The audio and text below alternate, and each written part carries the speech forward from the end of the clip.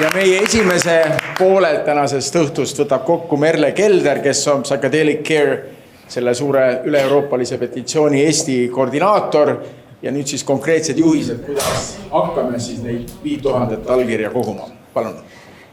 Ja Merle on jurist, et tal on väga laiapõhjaline töökogemus pangas, notaribüroos, investeerimisfondis, nii et ta kujutab seda legaalset maailma väga hästi ette.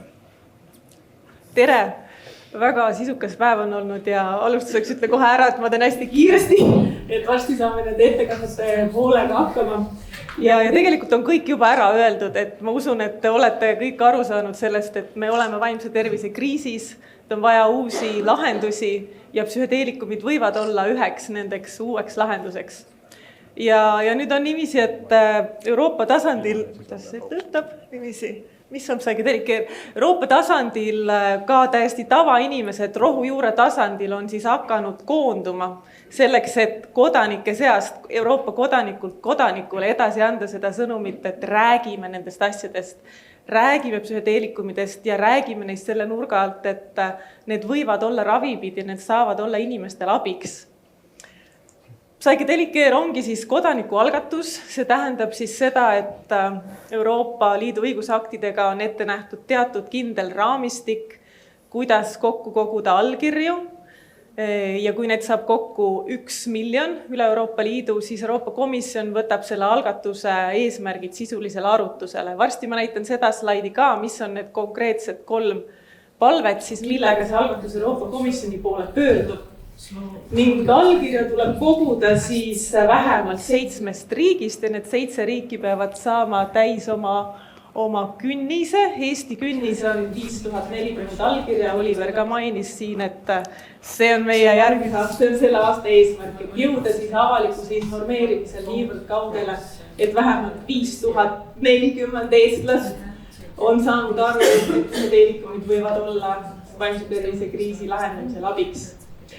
Et see algatus ise sai alguse Prantsusmaalt, Theo Jubilei on selle algataja ja aastal 2022, kui tal see idee sündis, hakkasti ka siis seda levitama mööda valdkonna meililiste ja rahvusvahelise konverentse, kus siis psühhedeelikumide teemal sõna võeti. Eestisse ta jõudis ka umbes aasta tagasi Ivar Virkuse kaudu ja kui mina hakkasin selle teemaga tegelema, siis nagu Olivergi ütles, et oli vaja hakata otsima neid inimesi, kes need inimesed on Eestis, kes on valmis sellest teemast rääkima ja üsna kiiresti mina jõudsin ka täpselt nende samade sõlmpunktideni kuskilt Viljar, Mari, et hakkasime, kuigi meie alguspunktid olid justkui eraldi, siis hakkasime ühtse tiimina edasi toimima. Ja see on siis ühtlasi Psychedelic Care on esimene vaimse tervisega seotud kodanikualgatus, mis on sellest Euroopa Liidu õigusaktide süsteemist läbi käibas. Siin on üks tsitaat ka teolt, ehk siis algatuse algatajalt. Ma loen selle ette, see võtab lihtsalt niivõrd ilusti kokku, et mis asi see Psychedelic Care on. Psühhedeelikumidel on erakordne potentsiaal aidata abivajajaid ning meie Euroopa kodanikena saame anda oma panuse. Psychedelic Care'i algatus on suurepärane osalusdemokraatia tööriist, millega saame avaldada Euroopa Liidule survet, et nad lõpuks astuksid samme psühhedeelikumide meditsiinilise kasutamise suunas.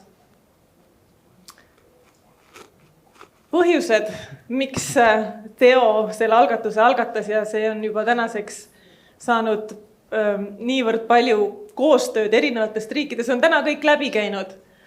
Lühidalt uuesti, vaimse tervise kriis, olemasolevatest ravimeetoditest ei piisa ja uued lahendused on hädavajalikud. Et ma arvan, et see oli tänastest eelnevatest ettekannetest ka täiesti selge.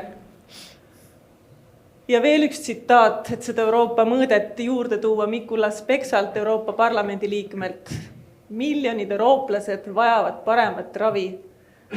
Peame tagama, et psühhedeelikumidel põhinevad uued ravimeetodid võetaks võimalike lahendustena arvesse, kuna vastav teadus toob esile nende tohutu potentsiaali. Nii, pöördume sisu, et see järgmine slaid ongi nüüd siis põhimõtteliselt ainuke tähtis slaid. et võtame selle koos läbi, töötage oma sees läbi, jõudke sise veendumusele, kas need on sellised mõtted, millega teie olete ka nõus, et siis pärast sellele algatusele omapoolne toetusallkiri äkki anda. Need on siis esiteks pöördume Euroopa Komisjoni poole palvega, et Euroopa Komisjon toetaks ekspertide konsensusele jõudmist selles osas, et millised on psühhedeelse toega teraapia standardid. Alustame seal siis ohutusmeetmetest, terapeutide väljaõppest.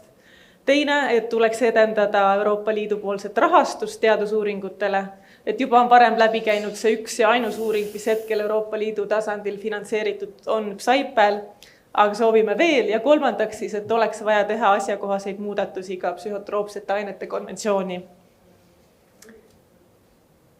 Jäi enam-vähem meelde, millest me räägime. Ja jõudsite ka siseveendumusele jõuda, et kuidas teie oma tunnetus nende palvete osas on.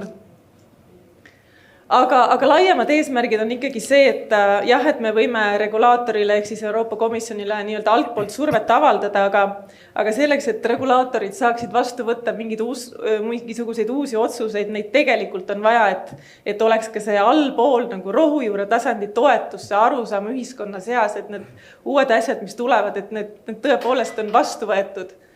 Ehk siis eesmärk on tõsta teadlikkust psühhedeelikumidest, stigmat vähendada, arutelu tekitada, rääkida teadusest ja selle kõige suurem eesmärk on see, et eurooplaste elukvaliteet paraneks. Natuke ka sellest tiimist, et see on täiesti vabatahtlikkusel põhinev tegutsemine, samamoodi nagu Type tiim, et siin on siis need inimesed, kes siis Euroopa nagu ülesena vastutavad nagu kõikide Euroopa siseste tiimide juhtimise eest, et neil on seal igal ühel oma vastutusalad. Ning siis erinevates riikides on koordinaatorid. Mina olen siis Eesti oma, hetkel tegutseb algatus 17 riigis. Ja selles mõttes on lahe, et enamus nendes riikides toimub täna umbes täpselt sama asi. Et võib-olla on äge tunnetada sellist ühtsust, et kuidas me täna Euroopas ühiselt astume justkui ühtset sammu. Ja siin on üks ka kaart, et siin kaardi peal on siis seenekestena märgitud need riigid, kus Psychedelic Care hetkel tegutseb.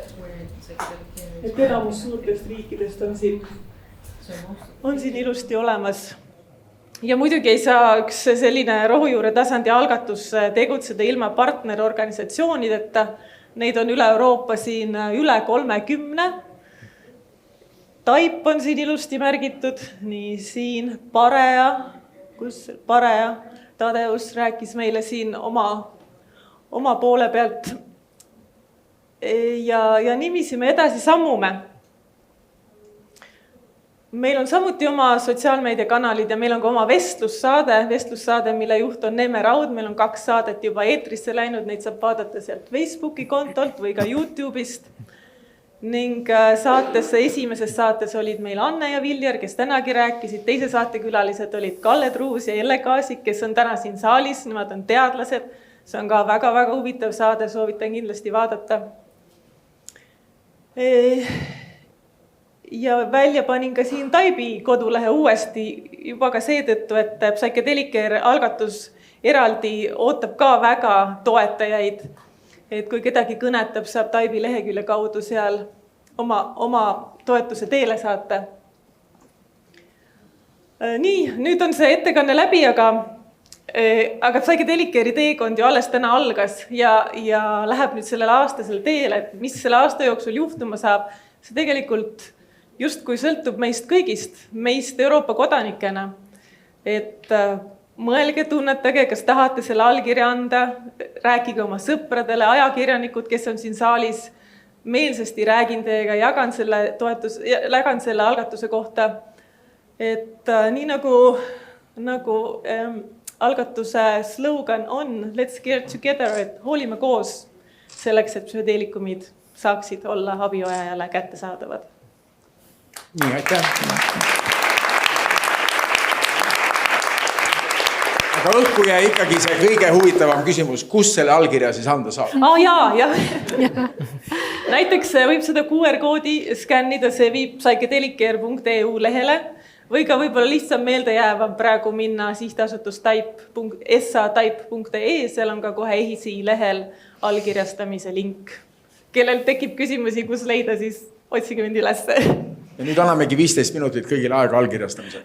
Ma ütlen veel seda ka ära, et seal on allkirjastamiseks 2 varianti, et seal on digiallkirjastamise võimalus ja nii-öelda läbi vormi allkirjastamise võimalus. Digiallkirjastada saab ainult mobiil-ID-ga, mitte smardiga. Et kellel on smart, siis... ID-kaardiga? No kes ikka kannab ID-kaarti ja lugejad arvutid kaasas tänava.